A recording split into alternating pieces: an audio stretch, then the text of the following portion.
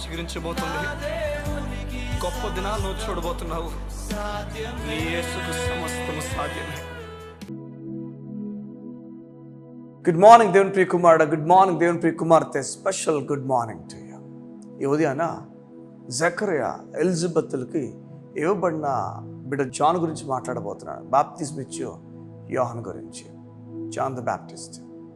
సంగమం వినండి, ఈ బిడ్డను దేవుడు ఇచ్చినప్పుడు వారి తల్లిదండ్రులు చాలా వృద్ధాప్యంలో దేవుడు అనుగ్రహించాడు. వృద్ధాప్యంలో పుట్టిన ఒక బిడ్డ. లేఖనం మాట్లాడుతూనే పుట్టినవాడు వృద్ధాప్యంలో పుట్టినప్పుడు మాకు ఒక బిడ్డను అనుగ్రహించామన్న సంతోషం వారికి చాలా అధికంగా ఉంది. కానీ అదే లేఖనంలో మాట్లాడుతూనే తాను అరణ్యంలో ఉండడానికి వెళ్ళాడని. నేను ఆశ్చర్యపోయిన మాటలు చూసినప్పుడు పుట్టిన బిడ్డను ఒక సేవకునిగా, బలమైన వ్యక్తిగా, పాత నిబంధనకు ముగింపు ద్వారముగా, ముగింపు వ్యక్తిగా బాప్తిస్మ ఇచ్చి యోహాన్ని దేవుడు పుట్టించాడు. అది కూడా ఎంతకాలం బిడ్డలు లేని వారికి బిడ్డలు ఇచ్చాడు. ఇప్పుడు ఆ బిడ్డ ఇంట్లో ఉండలేదు, బయట ఎక్కడో అరణ్యంలో ఉంటున్నాడు. తన ఆహారం మిడతలట, తన వస్త్రము కామల్ తయారు చేయబడిందట. చూడండి, ఇవన్నీ నేను చదివినప్పుడు ఆశ్చర్యం అనిపించింది. ఇంట్లో ఉండాల్సిన వ్యక్తి బయట ఉన్నాడు ఏంటని. వినండి జాగ్రత్తగా. సేవకు పిలువబడిన విషయం ఒకటి గుర్తుపెట్టుకోవాలి. దేవుని పిలుపున్న వ్యక్తి తనకు జీవితము పూర్తిగా వేరే.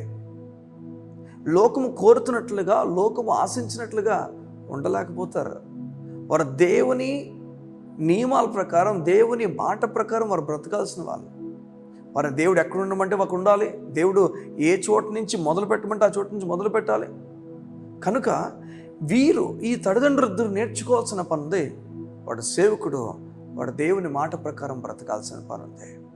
వాడు దేవుని కోసం బ్రతకాల్సిన పని. అవును, నిజమే. ఈరోజు మీ బిడ్డలు సేవ కోసం సమర్పించుకున్నారేమో, లేకపోతే మీరు సేవకు సమర్పించారేమో. వారు దేవుని సేవలోనే ఎక్కువ ఉండో మీరు గమనిస్తున్నారేమో, మీతో ఉండలేకపోతున్నారేమో. మీరు ఆ విషయాన్ని గమనించాలి. అలా దేవుడు వారిని నియమించాడు. వారు నిలబడాల్సిన పని ఉంది. ఈరోజు ఒక వ్యక్తి ఆఫీస్కి వెళ్ళినప్పుడు ఉదయం 9 నుంచి సాయంకాలం 6 వరకు 7 వరకు ఆఫీస్లో ఉంటాడు. ఆఫీస్లో ఉన్నప్పుడు మనకు అనిపిస్తుంది ఆఫీస్లో ఉన్నాడు, మేము డిస్టర్బ్ చేయకూడదు. సో ఇంటికి వచ్చిన తర్వాత వాడితో మాట్లాడతాం. అలాగే కదండి సేవకుడికి ఆఫీస్ ఉండకపోవచ్చేమో కానీ తన ఇంట్లో ఉండొచ్చేమో కానీ, సో ఇంట్లో ఉన్నాడు కనుక ఖాళీగా ఉన్నాడు అన్న ఆలోచన కుటుంబానికి ఎప్పుడు ఉండకూడదు. దేవుని ప్రజలకు, దేవుని పని వాళ్ళని ట్రీట్ చేసే రీతిలో మనం ట్రీట్ చేయాలి. ట్రీట్ చేసినప్పుడు వారికి ఇంకా అధికమైన విశ్రాంతి దొరుకుతుంది. వారికి అధికంగా దేవుని మాట చదువుకొని తన ప్రజలు తెలియజేస్తారు. ఇది నిజం.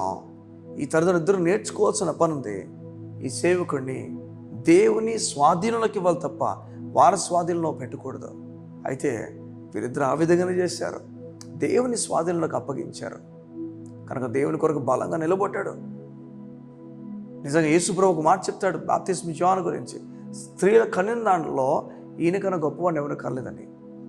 అంత గొప్ప మాటలు చెప్తాడు ఆయన గురించి. నిజమే, బాప్తిస్మ యోహాను ఎలైజా లాగా, ఏలియా లాంటి ఆత్మ కలిగిన వ్యక్తి. నిజమే, ఇవన్నీ కూడా యేసుప్రభు ఈ మాటలు చెప్తారు. ఈరోజు మనతో దేవుడు మాట్లాడుతుంది ఏదంటే, మనం సేవ కోసం సమర్పించుకున్న వ్యక్తులను దేవుడు డైరెక్ట్ చేయమని కోరాలి. దేవుడు ఏం కోరుతున్నాడు చూడాలి. కానీ ఒకవైపు మనం గమనించాలి, వారి జీవితము ఈ లోకం వైపు వెళ్ళిపోకుండా ప్రభు వైపు ఉంటే ఎంత సంతోషం ఉంటుంది. దేవునిలో వారు నిలబడి దేవుని కార్యాలు జరిగిస్తుంటే దానికి మనం అనుమతి ఇవ్వాలి. యూజువల్గా మేము మీటింగ్స్కి వెళ్ళి వచ్చినప్పుడు ఈవినింగ్ మీటింగ్స్ అయితే ఎప్పుడు ఎండ్ అవుతుందో చెప్పండి. ఈవినింగ్ స్టార్ట్ అయ్యేదే 6 o'clock, 6:30కి స్టార్ట్ అవుతుంది. ఒకవేళ మేము వర్షిప్ లీడ్ చేసి తర్వాత వాక్యం చెప్పాలంటే అప్పుడు మేము స్టేజ్ ఎక్కేది సుమారుగా 8:30కి 8కు మాకు ఇచ్చి, ఆ తర్వాత మా ముగింపు ఒక వర్షిప్ అండ్ వర్డ్ ఉంటే ముగింపు ఎప్పుడు అవుతుందంటే 11 o'clock ముగింపు అవుతుంది. అక్కడి నుంచి మేము తినేది ఎప్పుడు, మేము మళ్ళీ రిటర్న్ అయ్యేది ఎప్పుడు, మీకు అర్థమవుతుంది. ఇదేం చేయాలంటే ప్రతి సేవకుల కుటుంబం అర్థం చేసుకోవాలి. అప్పుడేమవుతుంది, సేవకునికి ఎక్కువ అవకాశం ఉంటుంది దేవుని వాక్యం చెప్పడానికి, దేవుని వాక్యం కొరకైన ఆశను ఇంకా ఎక్కువ పుట్టించవచ్చు ఆ వ్యక్తికి. అలాగనే ఈ కుటుంబం అర్థం చేసుకొని ఆ వ్యక్తి కొరకు వదిలేశారు. మీ ఇంట్లో సేవకులుంటే వారిని ఎక్కువ అధికంగా దేవుని వాక్యం చదువుకోవడానికి వారిని ప్రోత్సహించండి. ఈ ఉదయాన్న ఈ మాట దేవుడు తెలియజేస్తుంటే ఏదో మీ కుటుంబంలో జరగబోతుంది అన్నందుకే మీకు దేవుడి విషయాలు తెలియజేస్తున్నాడు. దేవుడి మాట చేత మీరు బలపరచండి, సేవకులందరినీ ఘనపరచండి. కళ్ళు మూసుకున్నట్లయితే మీ గురించి ప్రార్థన చేస్తాను. మా ప్రియ పరలోకపు తండ్రి, నీకు వందనాలు. నీ మాట ప్రకారంగా ఎలా అయితే జకరయ్య, ఎలిజబెత్లు వారి జీవితంలో వారి బిడ్డకు అనుమతినిచ్చారో, అలా తల్లిదండ్రులుగా ఉంటున్న వాళ్ళు సేవకు సమర్పించిన బిడ్డల పట్ల అలాగే ప్రవర్తించినట్లుగా సహాయం చేయండి. సేమ్ టైం బిడ్డలు ఎవరైతే సేవకు సమర్పించుకున్నారో వారు కూడా అలాగే ప్రవర్తించినట్లుగా సహాయం చేయండి. నీ కార్యం జరిగించండి. నీ సేవ కొరకు వారు ఎంతో ప్రయాసపడే వ్యక్తులుగా చేయండి. నీ సేవ భారమును ఎంతగానో ఉంచి నడిపించమడుతూ ఇది నాన్న ఈ మాటను వారికి ఇచ్చి ఉండగా వారిని ఘనపరిచి బలపరుస్తూ నమ్ముతూ యేసు నామమున ప్రార్థించుచున్నాం తండ్రి. ఆమేన్, ఆమేన్, ఆమేన్.